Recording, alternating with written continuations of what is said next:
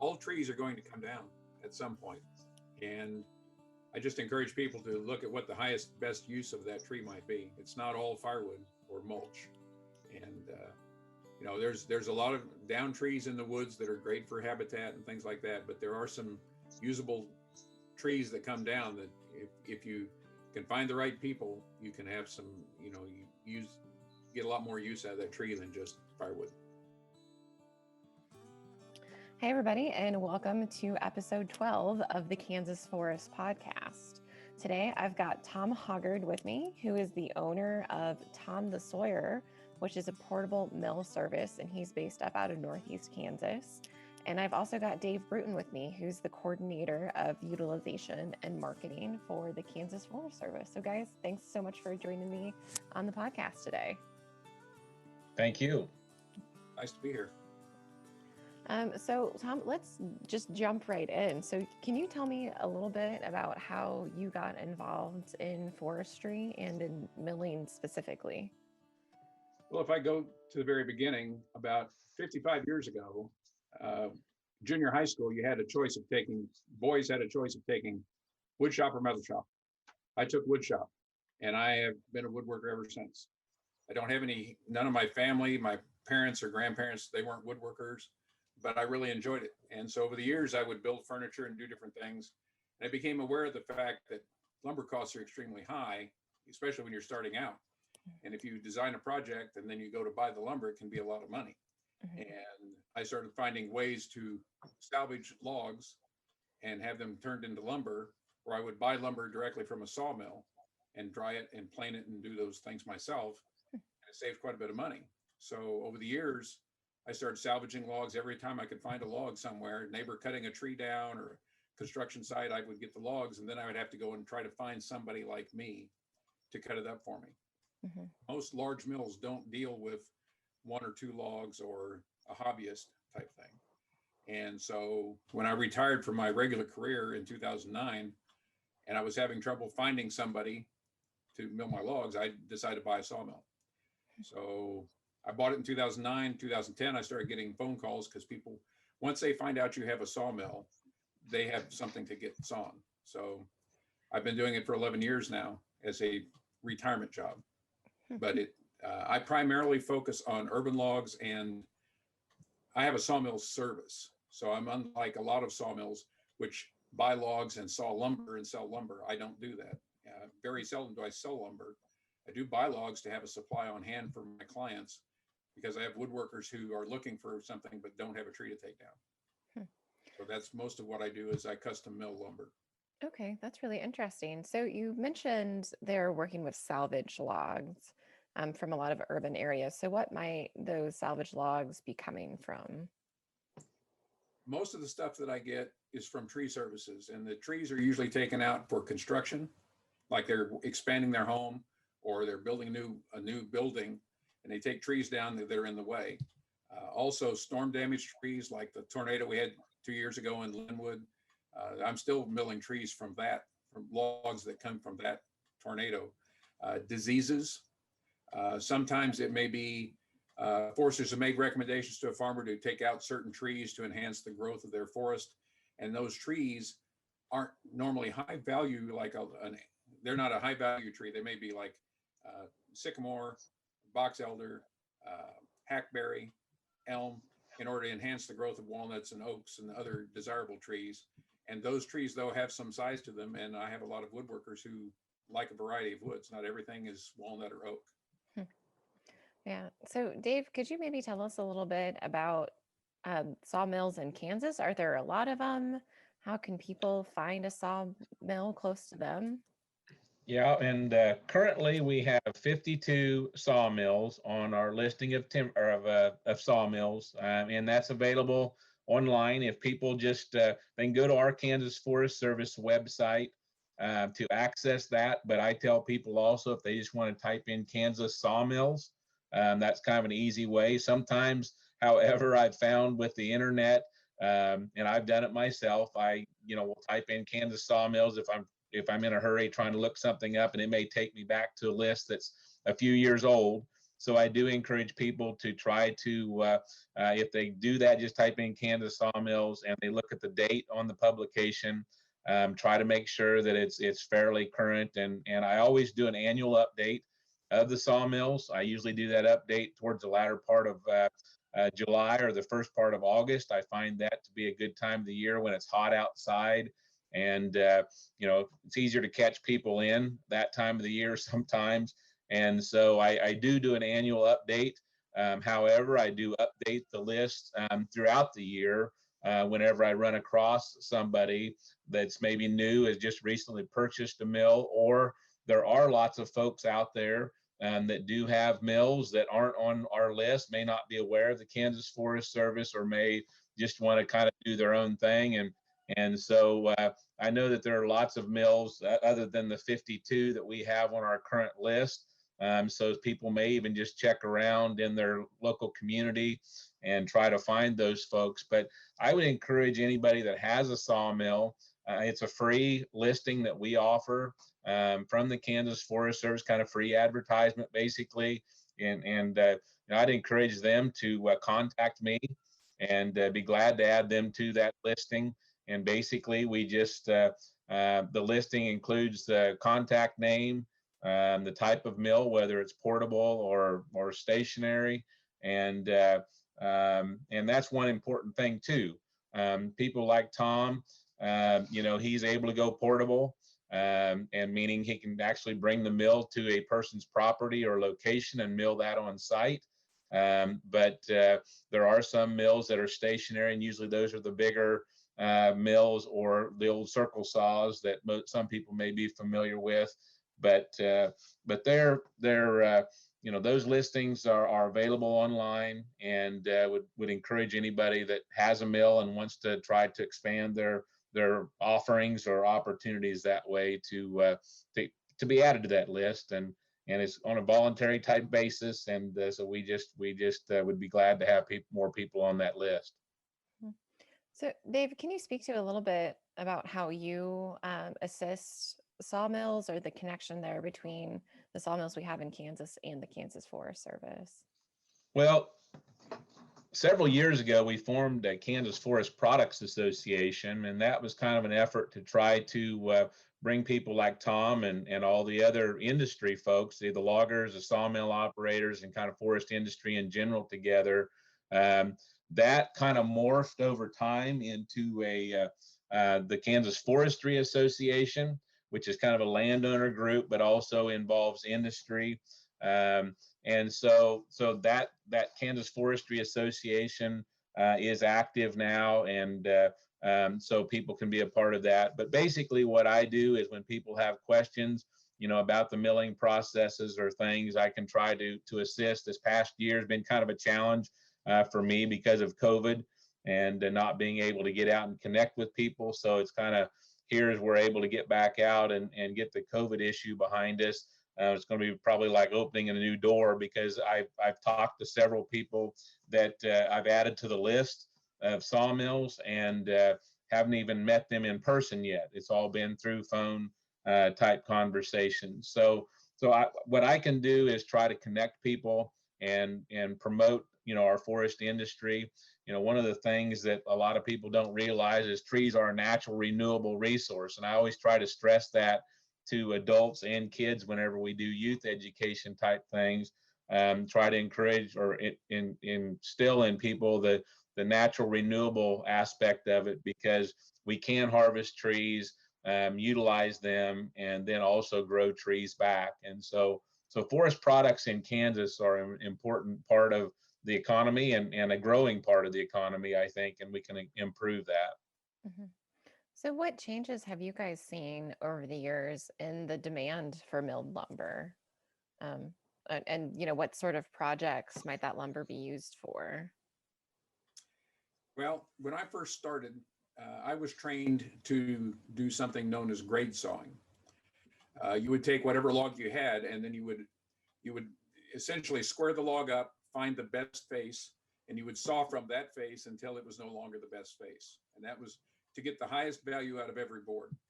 And then shortly after I started 11 years ago, there was a transition, I think, motivated by the internet sites like Etsy and Pinterest to adopt live edge lumber and a lot of figured lumber and things like that to get away from just the normal routine commodity lumber appearance. And it's interesting that live edge tables and things like that have been around for many, many years. I think there was an artist, George Nakashima, who was building those types of tables probably 50 years ago. But it something caught on and people started doing that. And I got a lot more requests for that. So easily 75% of the lumber that I mill now, they request live edges or a natural edge on the lumber. And they also tend to want more thicker lumber. It was a lot of times you would have what we refer to as 4/4 or 5/4 lumber, inch and a quarter thick for most projects. And now it's very common to have requests for lumber that's 2.5 or 3 inches thick. And for tables, I mean, that massive look. So that, for me, that has changed. And I think that's one thing that I would like to stress is that, when people are getting their lumber milled, themselves or taken to a sawmill here in Kansas, they can really specify, different thicknesses. If you go to a lumber yard, you're going to find, the same thicknesses usually. And like Tom had mentioned, it's kind of a commodity, for them. And so they kind of want all the boards to look the same whenever they get a board that's a little bit unique, has a different grain pattern. They would really, in some cases, not like to deal with that, because when they're selling, a big bundle of lumber to somebody to build a project out of, if there's 1 or 2 boards in there that have a different grain pattern or a different, growth ring pattern, then that makes that board stand out. And so people don't like that so much. And so, when you go to somebody like Tom and one of the other sawmills in the state, you're able to really, oftentimes the sawmill operators will even encourage you to be present, when that log is being milled, so that you can say, hey, I would like to, take another cut off of that because I'm really liking the grain pattern that I'm seeing, or no, let's switch that log around and, cut a different way. So those are the things that make it really unique in working with somebody like Tom and the other sawmill operators around. And each sawmill is going to be a little bit different. Some people that are more on the production side, they're not going to want to, take the time to analyze each cut that they make. But in a lot of cases, those people with the smaller mills, they're able to do that and take the time and really get out of it what people want. So maybe it's a good time to take a step back and explain what does a portable sawmill look like and how does it function? Because we may have some folks listening that haven't seen one of those in operation. Well, the definition of a portable sawmill is one generally that has a hitch and an axle on it, and it can be moved from location to location. It is a general class of mills. There are companies that exclusively deal in portable sawmills.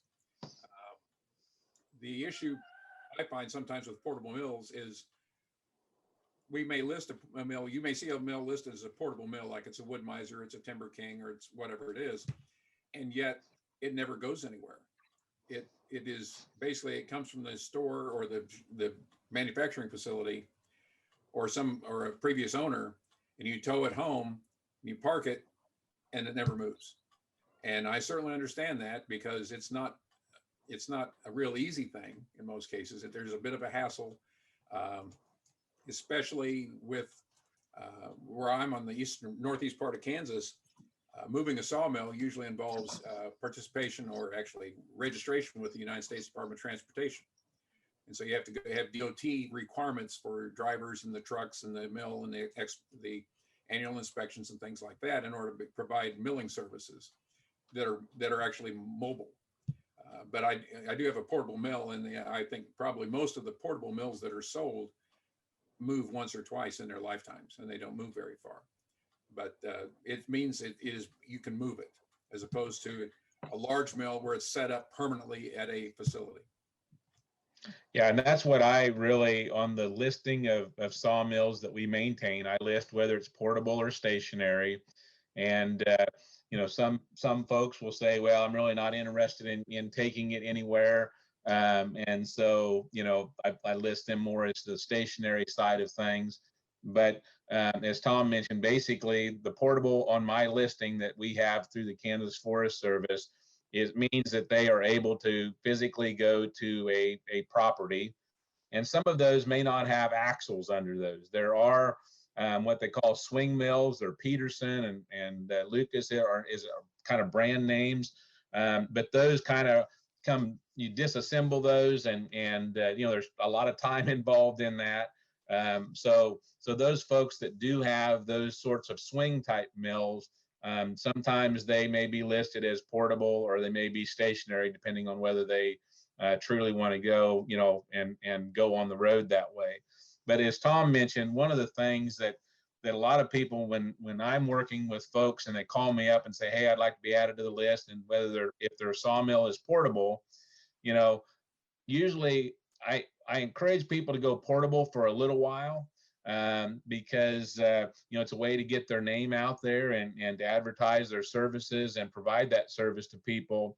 But it is hard on the sawmills to bounce up and down the country roads, and the rocks and things that fly up off the tires can damage things. And so and also what I have found is that when people call for a portable service to come to their property, they have good intentions of getting the logs in one location, and have good intentions in mind. But sometimes, their tractor breaks down that they were going to use to drag the logs to the location, and then the portable sawmill operator shows up and the logs are strewn all over.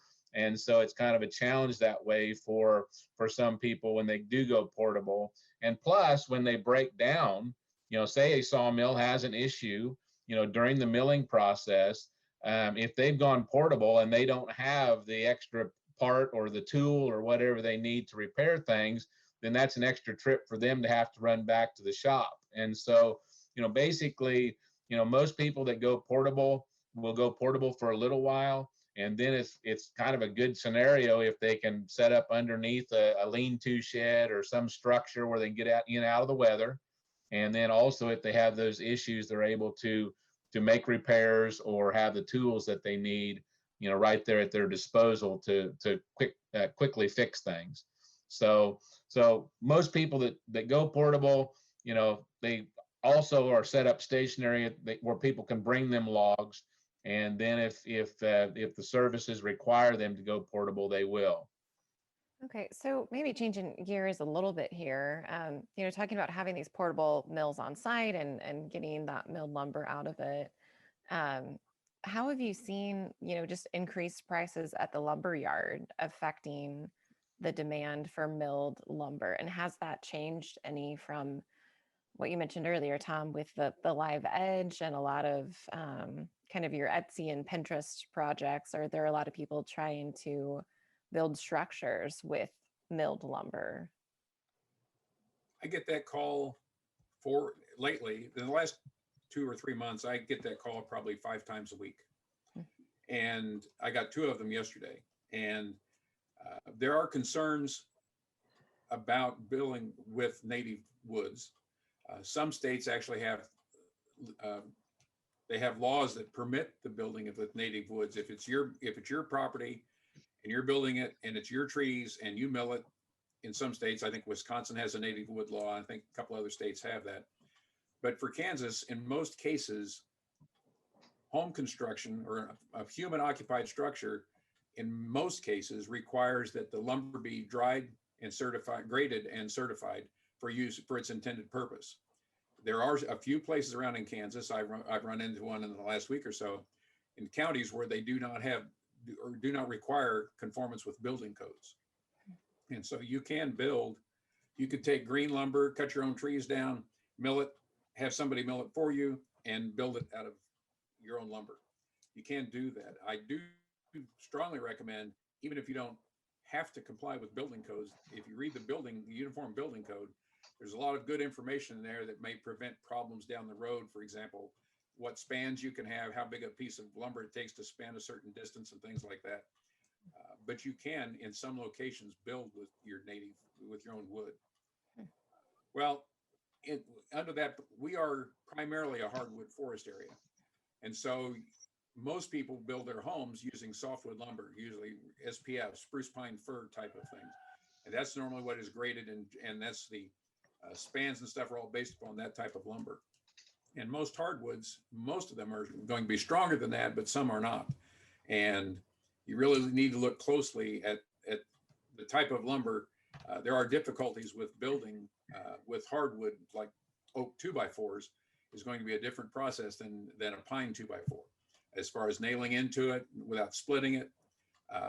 The other thing is the lumber should be dry, especially if you are building with enclosed spaces. Like if you have interior wall coverings, if you build with green lumber, you'll get mold in the walls because the wood's going to give off its moisture. It's going to come into equilibrium with whatever the atmosphere is. And some of our woods, a common one requested for like making 2x4s to build something is cottonwood. It's our most voluminous wood in the state of Kansas, as far as I know. Is that right, Dave? I believe that's still true, yes. And it's often used for utility type purposes. And it's not a high demand wood for woodworkers, but somebody might say, oh, I've got a lot of cottonwood trees, I can build a house. And cottonwood can have more water in it than when it's fresh cut, can have more moisture in the board than the board when it's dry would even weigh. I mean, it has moisture contents above 100%. And if you don't get that out of there before you enclose your wall and put your sheetrock up, you'll get mold inside the walls. That's like, and that is an important point to drive home, I guess, is, whenever somebody contacts me about building something for structural purposes, now for trim and flooring and all those sorts of things, that's outside of this realm. But anything that's going to be structural and help support the building, if they need to contact their county building code type office to find out whether they are under those requirements or not. And what I have found, there are several counties in the state, as Tom mentioned, that don't require anything, and there are more and more that are starting to adopt those. And usually what I find, it's those counties that are becoming more populated. I mean, nobody wants their house that they're building, to fall in, and it's usually the more populating counties that have the building inspectors and the enforcement of that. And so anybody that's wants to build, anything structural from their native woods, I would encourage them to contact their respective counties, because we could say something today and it not be true tomorrow if a county adopts that. And so it's always good to try to get the most current information at the time of planned construction. And, I look back, all the old barns, or a lot of the old barns that are scattered across the landscape, and you look back at the, old houses and those sorts of things. Really, if we really have lots of our native woods, in those barns. Lots of barns will have walnut beams and, walnut lumber in there. And walnut is really decay resistant and holds up well. I've seen lots of cottonwood barns, that are out there, and they've survived well over 100 years. And so, as Tom mentioned, it's not that the woods, the hardwoods, aren't going to be supportive, but basically during the kind of the inspection process, if you do live in one of those counties where they have building codes and the lumber has to be inspected, as far as I know, there's nobody in the state. We don't have an inspector, a hardwood lumber inspector for structural purposes in the state. Now, there are some architects, I believe, that can put a stamp on things, but basically they're looking for knots and defects and things like that are in the wood, visual type inspection that kind of assures that the lumber is solid and sound and going to support, for the purpose that it's being put in there for. But, obviously, if you have big knots in the wood, if you have big decay points or rot in there, then those boards are going to be more defective and not supportive that way. So that is important to make sure people are aware, of their building codes in their counties and make sure they follow those steps. I think one of the things that's driving it recently is I had an article I received this morning. Since April of 2020, the wholesale lumber prices for construction lumber has gone up 437%, according to this National Home Builders Association study. And that's why a lot of people are out looking. The fact is that under normal circumstances, pretty much all of the hardwoods that Kansas property owners would have are more valuable if milled than the lumber that they would buy to build their house. A lot of normal price for construction lumber, you might find 2x4s and stuff at a figure of maybe 75 cents a board foot. And it's not likely that there's much timber in Kansas, hardwood timber, that milled and dried wouldn't be worth at least twice that, if not 10 times that. So it's just one of those things that I think people have panicked because they wanted to build something this year and the prices are extremely high. And so I've got trees and that's the next step. But by the time you take the trees down, mill the trees, stack it, dry it, prep it for use and use it, I wouldn't be surprised if the prices don't moderate somewhat and go back down.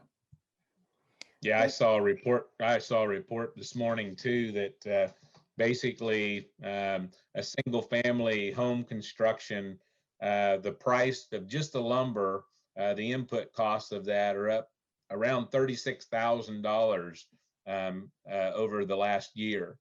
And so, that adds a lot to the construction cost of homes. And I was visiting with a person recently that does hardwood flooring.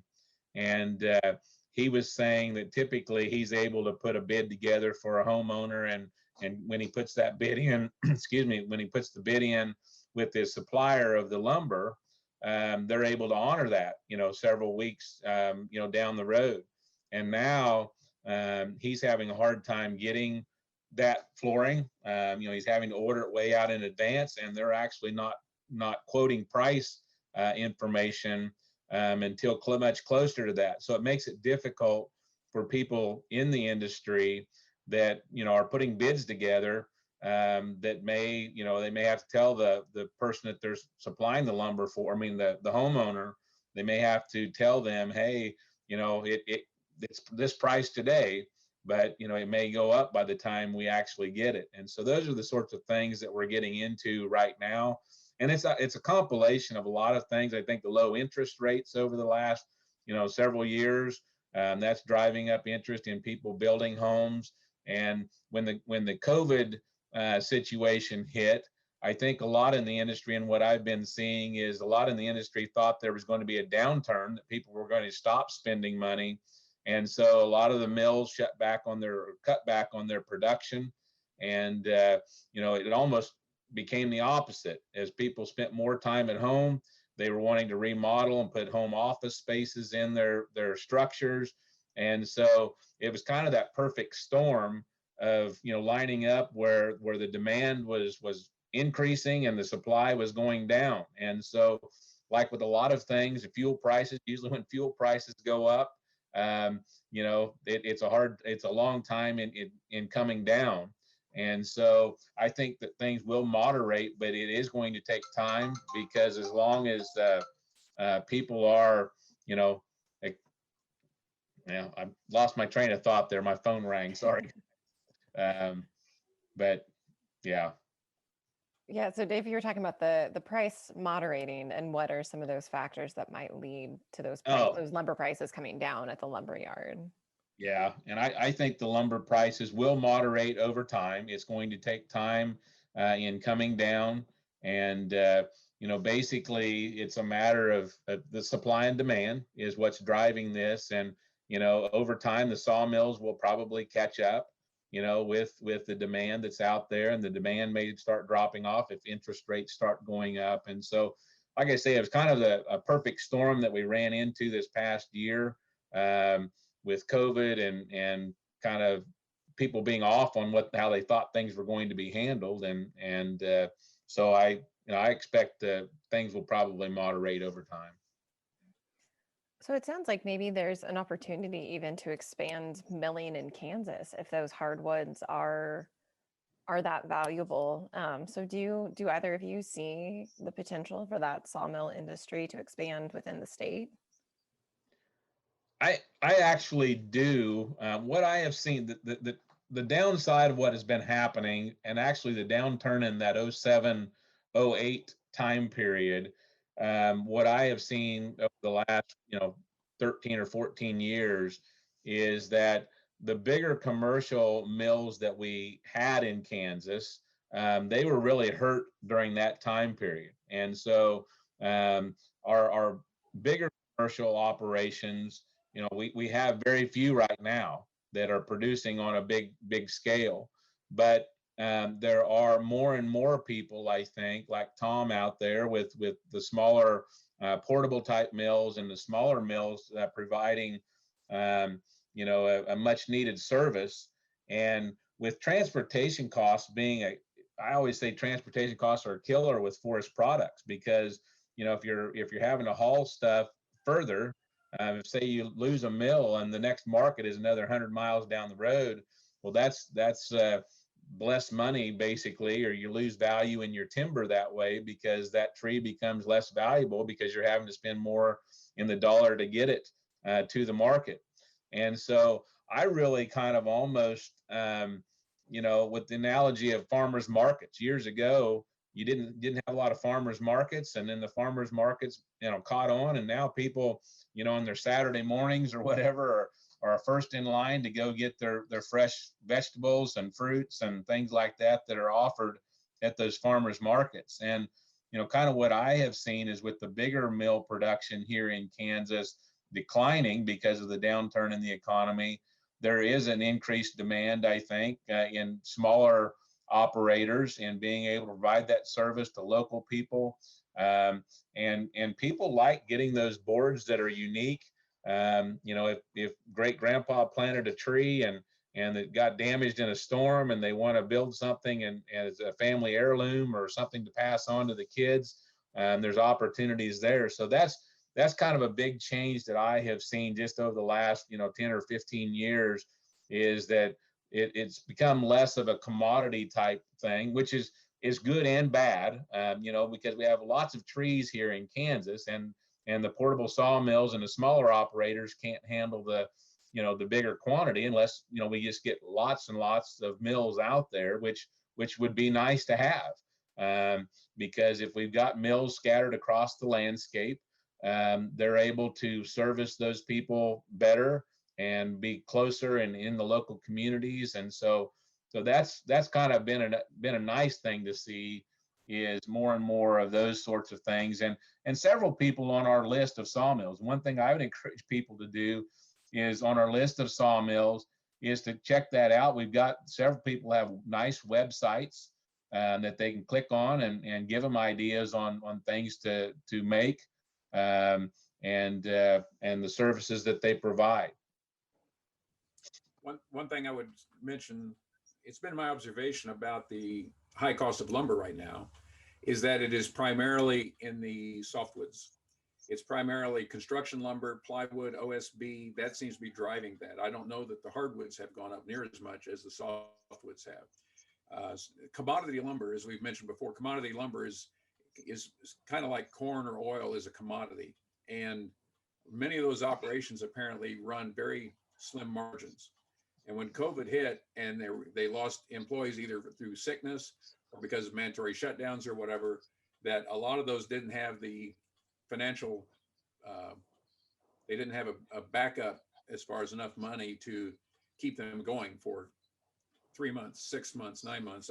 Some of the publications I get are just jammed with auctions of large sawmill sites, that huge operations that are shutting down. And it's not necessarily, the owner's retiring and nobody's taking it over. It's because they're just going out of business. And they have been, in one case, they said they'd been shut down for 6 months and now they're auctioning it off. And that was in Missouri, a big walnut operation. And it's a slim margin. One of the other things, I think there is a niche in Kansas. There are quite a few sawmills. There's certainly more than the 52 that are on the list, but kiln drying services. Kilns extremely accelerate the usability of wood. And you can only air dry lumber down to an ambient around here, if it's outside, is around 12%. And most homes, you're going to be down 7 or 8%. And kilns can take it down there. Kilns can do sterilization to kill any bugs or anything in the wood. And more kiln drying services being available would be nice. I have a number of them I refer people to who want to accelerate that drying process. But in many kilns, they're talking about maybe a kiln that does 5 or 10,000 board feet of lumber at a time.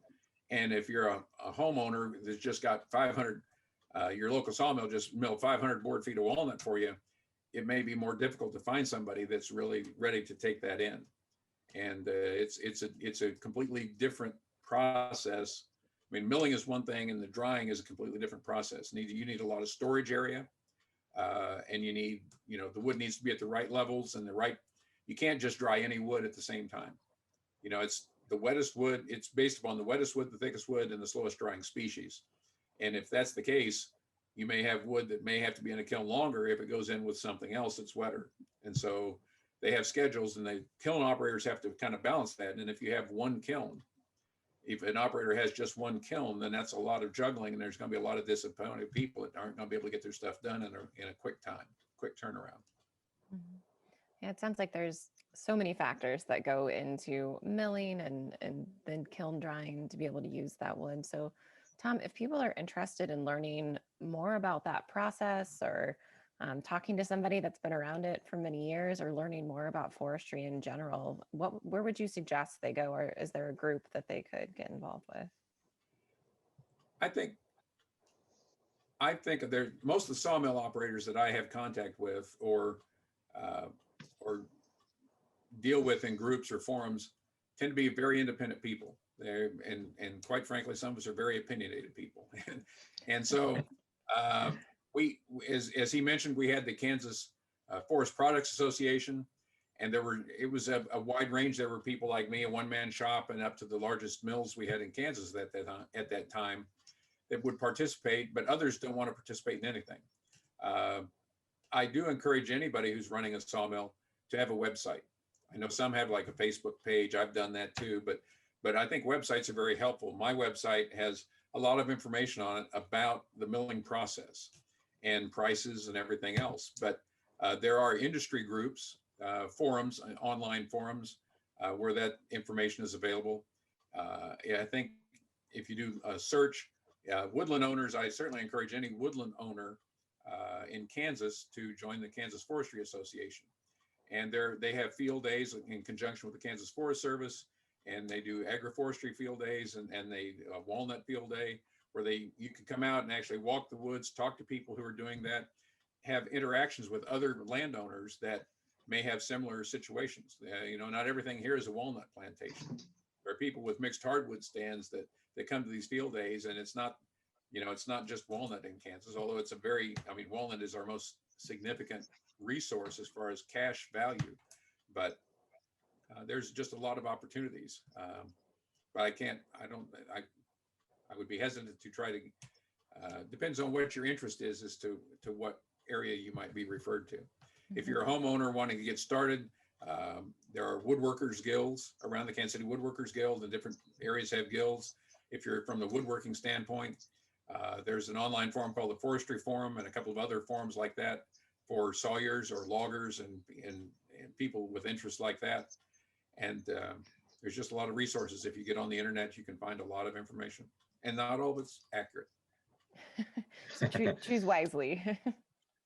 One of the things that I noticed when we established the Kansas Forest Products Association, prior to that, as Tom mentioned, most people in the logging industry and sawmill industry, they're pretty independent thinkers, and they kind of want to do their own thing. And oftentimes, what I found most interesting when the Kansas Forest Products Association was going, and basically, like I say, it kind of merged into the Kansas Forestry Association, but people see everybody else as their competitor. But what I found is that when people started communicating and visiting with one another, they found out that they had more things in common than their competitive side. And so it really was kind of it was interesting for me to watch that develop, where people that wouldn't have talked to one another, or if they passed each other on the road, may not have waved at each other. Once they started talking, they found out that they could do different things. And some folks in the milling industry are able to provide services that others aren't. And so, because of maybe mill capacity or sizes, as an example, several years ago, I would get calls from people and they'd say, where can I take a log that's 50 inches, plus in diameter to have milled up? Because the old circle mills, sometimes some of those weren't able to handle that big of material, and the band mills, weren't able to handle that. And so, a lot of people, they get those calls and they'd say, well, I had to go take it down to Oklahoma or take it somewhere over in Missouri. And now we actually have several mills, and they're listed on our sawmill list, that have larger capacity. The biggest mill that we have, biggest band mill capacity that we have in the state, is 70 inches. And a young man, Cooper M. Thurn, in Wabaunsee County, he has that band mill at 70-inch capacity. And we have another mill down by Wichita area. It's got a 67-inch, capacity. And so those people are able to provide a service that, as we talked before about transportation costs, and those people that were hauling those logs, several hundred miles to have them milled up, they were investing a lot, just in the transportation and issues with that. And so, we do have mill capacity here in the state that's able to handle those bigger mills now, or bigger logs now. And there's a gentleman over by Lecompton that has an Alaskan chainsaw type mill, and I think that handles up to 66-inch. The bar is what he has on his saw, and so he's able to mill, and that's something that can be brought to a person's property. And I think, Tom, you work with some of those folks, whenever you run across those exceptionally large trees, and try to help people in trying to find those services. And so those are the things that, I guess, making people aware of kind of those unusual or unique mills or services that we offer. And I think that's just going to grow over time as well. These mills have just come online in the last few years, a lot of them. And so it's something that I think that it's a supply and demand type opportunity. And if the demand is out there, then there's going to be more people that will invest, in those mills that have larger capacity and be able to provide that service. It may be because of my niche, but Dave mentioned competition and being challenged by competition. I'm not challenged by competition. My service area is about 18,000 square miles. It's northeast Kansas and goes over into Missouri around Kansas City, Lee Summit, those areas like that. And in that entire area, the guy that he mentioned in Lecompton with the chainsaw mill, and he can go to 66 inches on his large one. And that was the only option. If it was too big for my mill, for a long time, he was the only option. And then about 2 years ago or so, one of my former clients decided he liked the sawmill side of it, and he got involved with it. And he and his dad purchased a Lucas swing blade mill, and they can handle logs up to 6 feet in diameter. And I think their cuts are like in the 70-inch, something like that. And he is also mobile and portable. And but for the Kansas City metro area, that's it. It's just the three of us, as far as I know. There are mills here, but you don't see any advertising, and they're not mobile, as far as I know. They just do their own thing. And someone will say, oh, there's a sawmill in such and such. And even in the same county. And I know there are 3 others, but I seldom see. I mean, somebody may run across them. You might see them on Facebook or something, but those actively out looking for milling opportunities, there aren't very many. So web searches and the forestry services listing of sawmills is a good way to find those people. Well, and it sounds like too, there'd be a good opportunity for somebody that's interested in milling to get involved in it. Because I can imagine there's a lot of trees there, especially in the Kansas City metro area, that can be utilized. to go into lumber projects instead of just going to the landfill or, somebody's backyard fire pit. So, And at least one of us is getting older. And I doubt that I will be mobile at 75 years of age. I don't think I'll be mobile at that point, but I'm trying to continue. Mobile appointments for me in the past have been in the 20 to 25 to 30 a year. And COVID hit, and I had 7 last year, and it's already up this year. But there's an opportunity if people want to do it. Excellent. Well, Tom and Dave, thank you so much for your time today and joining us on the podcast. I really appreciate it. And I would just invite you guys to, if you have anything else you'd like to share with the folks that are listening today. No, I guess the big thing that I would like to share is trying to utilize our resources that we have here in the state and trying to utilize those locally. There's lots of crafters. If you go to flea markets and farmers markets, you're seeing lots of woodcraft type opportunities there. And so I think, going forward, trying to utilize our resources most efficiently and as locally as we possibly can, kind of going back to the farmers market, type analogy. I think that's an opportunity that definitely people on the smaller sawmill side of things, have a great opportunity to expand and try to get into that arena and provide that service. And so we as the Kansas Forest Service definitely support people doing those sorts of things. It helps our resource. It makes people more aware of the value of our resource that we have here in the state. And so we just encourage anybody even thinking about, getting a sawmill or getting into the lumber industry to give it really some serious thought and see if it might be something that would work for them. All right. Well, guys, thank you again. Really appreciate your time, and we'll have to make sure people get all those links for the Kansas Forestry Association, and we'll keep them posted on Fall Field Day events that'll be coming up later this year. Thank you. Yep. Thanks, Thank guys. you. Mhm. Thanks for joining us for episode 12 of the Kansas Forest Service podcast. I'm your host, Cassie Wondersea, and you've been listening to our podcast for over a year now. It's crazy to think that it's been a year since we started this storytelling adventure. It's been a fun project for me as we launched it during the middle of the COVID-19 pandemic, and it's been a great way to stay connected and to get to know my coworkers and those that work in forestry and wildlife and biology across the state a little bit better. I hope you've enjoyed this podcast as much as I have. If you've enjoyed listening to the podcast, I would really appreciate it if you would head to wherever you're listening to this at. Make sure you like us, subscribe, leave a review, and more importantly, tell your friends about it. Send them a link so more and more people can continue to enjoy what we're doing. Thank you so much for joining us on this storytelling adventure. I really look forward to bringing you more stories about the people who are passionate about forestry and conservation in Kansas over the next 12 months, and hopefully even longer.